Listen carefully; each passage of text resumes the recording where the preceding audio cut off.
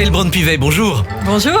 La France vote après-demain dans un climat moins amusant que la chronique de Myriam. Une forte abstention s'annonce. Pourquoi selon vous ? Parce que les gens continuent inexorablement à se désintéresser de la politique. L'abstention est un mal qui ronge notre vie démocratique depuis plus de 30 ans.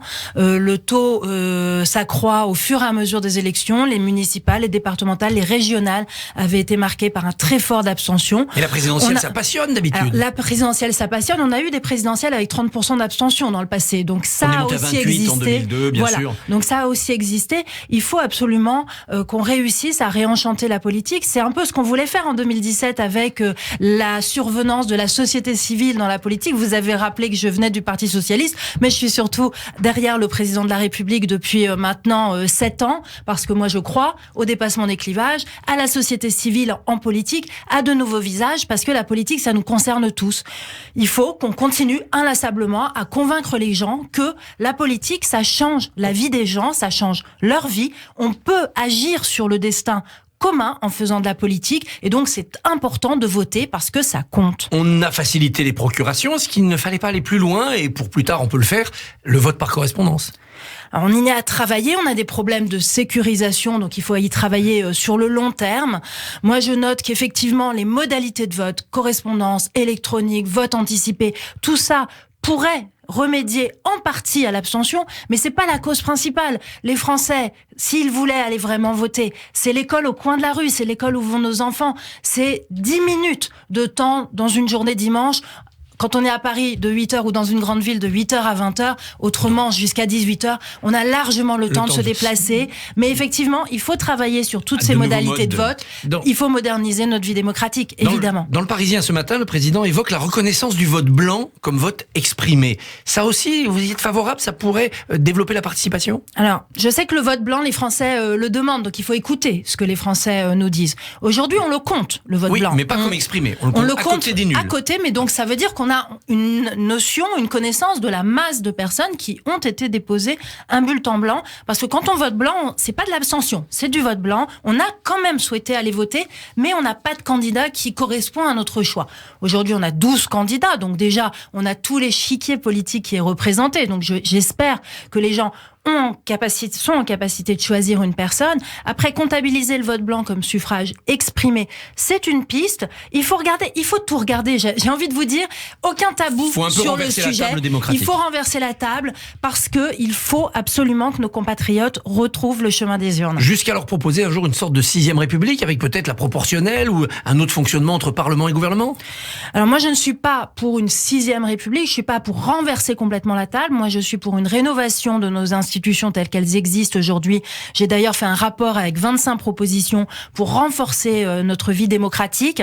Je crois qu'il est important, et les Français, ils sont attachés à l'équilibre des institutions. Il ne faut pas aller dans l'inconnu avec une nouvelle République. Les Français aiment la stabilité, ils sont attachés à la figure du président de la République. Je crois qu'ils aimeraient un Parlement plus fort, qui le représente mieux. Donc probablement une partie de proportionnelle pour que tous les partis soient représentés. Et le Parlement représente la nation. Nous sommes le cœur battant de la démocratie. Donc un Parlement avec des pouvoirs renforcés me semblerait de nature à intéresser davantage les Français. Et évidemment, de la participation citoyenne, plus de consultation citoyenne à tous les niveaux, local, national. Une sorte de référendum moi, je suis pour le RIP, c'est-à-dire le référendum d'initiative partagée. C'est-à-dire la combinaison des citoyens et des parlementaires. Moi, je ne veux pas que dans notre pays, on oppose les uns aux autres, donc les citoyens au Parlement. Moi, je pense que tous ensemble, on a tous à y gagner, à travailler ensemble, à avancer ensemble. Moi, c'est ça qui m'a fait venir à la politique derrière Emmanuel Macron, c'est cette envie de travailler ensemble dans l'intérêt général. Le Parlement est encore en activité, même si la session est suspendue. On peut peut-être d'ici juin faire passer le mode de scrutin proportionnel ou une dose proportionnelle. Alors d'ici juin, certainement pas. On ne tripatouille pas les modes électoraux juste avant une élection. On a d'ailleurs sanctuarisé cette règle en votant une loi il y a quelques mois de cela qui dit que l'année précédente les élections, on touche à rien parce que il ne faut pas changer les règles du jeu lorsque les dés sont déjà en train de rouler. Mais clairement, la situation, la question démocratique devra être à l'ordre du jour du prochain quinquennat, quel que soit le gagnant. Mais je crois que la méthode que propose Emmanuel Macron dans son programme présidentiel, qui est de dire la vie démocratique nous concerne tous et concerne tous les partis politiques, donc il faut que nous nous mettions tous autour de la table pour rénover ensemble notre vie démocratique, partis politiques et citoyens bien évidemment, parce que nous sommes tous concernés par cet enjeu. Sur le front des sondages, Marine Le Pen a gagné 7 points en 3 semaines. Emmanuel Macron n'a plus que 3-4 points d'avance selon les instituts. Mais ne craignez-vous pas qu'il soit tout simplement dépassé par la candidate RN dimanche soir ? La dynamique est pour elle. Écoutez, moi je crois que la dynamique, elle est chez nous. Elle est chez nous dans le sens où nous rassemblons le plus largement des gens de tous les horizons. Vous voyez, je vous parle de dépassement des clivages, de rassemblement des meilleures volontés. On voit aujourd'hui que Jean-Pierre Raffarin nous rejoint, que Jean-Louis Borloo nous rejoint aujourd'hui, que Marisol Touraine nous rejoint. Voilà, on a aujourd'hui une vraie dynamique de rassemblement, des gens qui croient en l'Europe, des gens qui croient en l'avenir pour la France, des gens qui croient en l'indépendance de notre pays sur le plan énergétique, des gens qui croient au plein emploi, parce que moi, quand j'entends les différents programmes, je suis stupéfaite par tout ce que l'on promet. Nous, ce qu'on a fait, c'est qu'on a réussi à avoir le chômage le plus bas depuis plus de 15 ans. On est à 7% de chômage. On a un objectif atteignable qui est le plein emploi, que les jeunes qui nous écoutent aujourd'hui n'ont jamais connu de leur vie. Oui. Et ça change la vie des gens. Quand vous leur offrez un travail, quand vous leur offrez une formation, quand vous augmentez leur pouvoir d'achat, quand vous leur permettez de vivre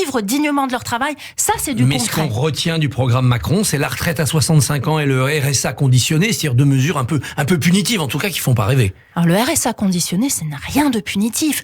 Quand vous voyez des gens qui sont éloignés de l'emploi, tellement éloignés de l'emploi qu'ils sont au RSA depuis des années. Moi je les vois, moi je les ai vus, j'étais au Resto du Cœur pendant des années. Ces gens-là, il faut qu'on leur prenne la main, il faut qu'on les ramène avec nous, qu'on les ramène en les accompagnant, en les réinsérant. Il ne s'agit pas de les punir, il s'agit au contraire de leur prendre la main et de les ramener vers la formation, vers le collectif. C'est des gens parfois qui passent leur vie chez eux, qui ne sortent plus parce que la société, ils ont l'impression d'en être exclus. Nous, notre job en tant que politique, aux responsabilités, c'est de leur dire mais pas du tout, il y a de l'espoir, il y a de l'avenir. Alors, pour vous, vous valez quelque chose et on va vous aider. Marine Le Pen ment aux gens, déclare le président dans Le Parisien ce matin, en attaquant son programme économique et social impossible à financer selon lui.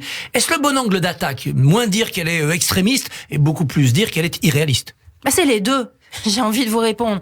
Elle est irréaliste dans ses propositions qui sont extrêmement dangereuses et qui ne serviront pas les Français, parce que ça sera au final moins d'emplois, moins de retraites, moins de pouvoir d'achat. En revanche, elle est toujours résolument d'extrême droite. Moi, je regardais à nouveau hier son programme sur le programme défense. Je vous l'ai amené aujourd'hui. 3 lignes. Dans le programme défense et sur le site internet de Marine Le Pen, c'est ce qu'elle propose. Il sera recherché une alliance avec la Russie sur certains sujets de fond. La sécurité européenne qui ne peut exister sans elle, sans la Russie, la convergence dans le traitement des grands dossiers régionaux impactant la France. C'est ça que Marine Le Pen recherche, alors que tout le monde voit ce que fait la Russie en ce moment en Europe.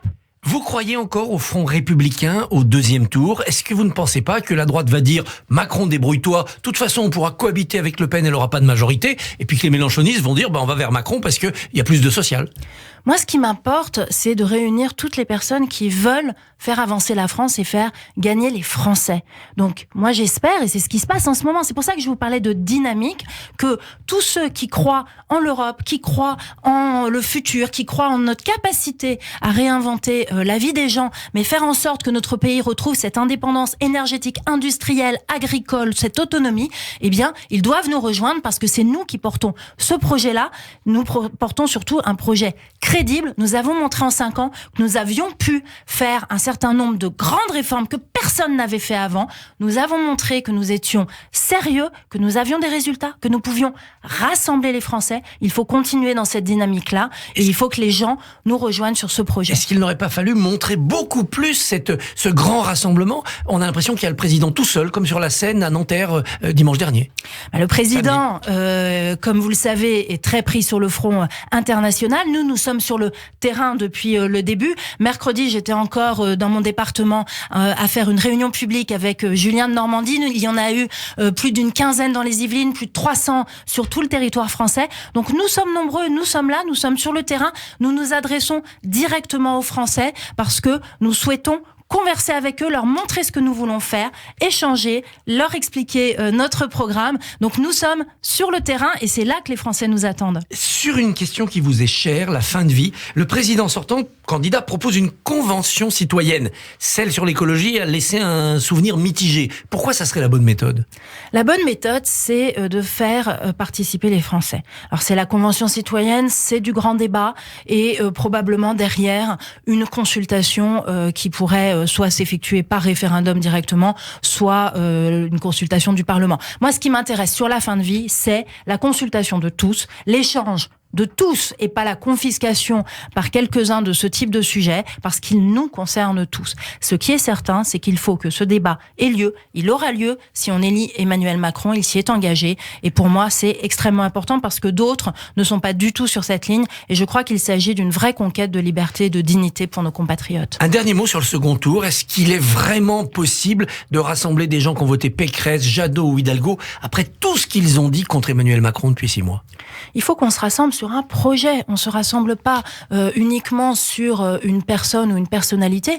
Moi, je crois que après, c'est le jeu classique de la campagne électorale. Chacun tape un peu sur les autres. Moi, c'est pas pour ça que je suis rentrée en politique. Je fais partie de la société civile et moi, je suis pas et je ne parle jamais des autres. Ça m'intéresse que peu. Ce qui m'intéresse, c'est le projet pour la France et ce qu'on présente aux Français. Et encore une fois, il faudra qu'on se rassemble tous sur un projet crédible, concret et qui permette d'avoir vraiment des résultats et de changer la vie des gens. Yaël Braun-Pivet, merci, bonne journée. Merci à vous.